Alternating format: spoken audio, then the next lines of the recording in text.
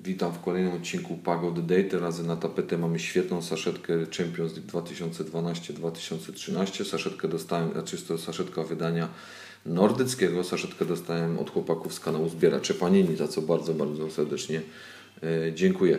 No i co? Otworzymy sobie ją, żeby jej nie niszczyć. Może to weźmiemy.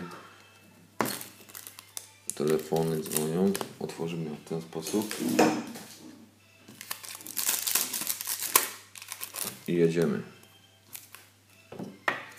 Mamy Iwana Peresicza z Borussii Dortmund.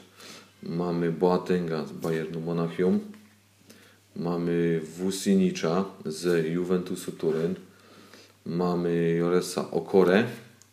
No niestety karty Casillasa. I jedną kartę specjalną.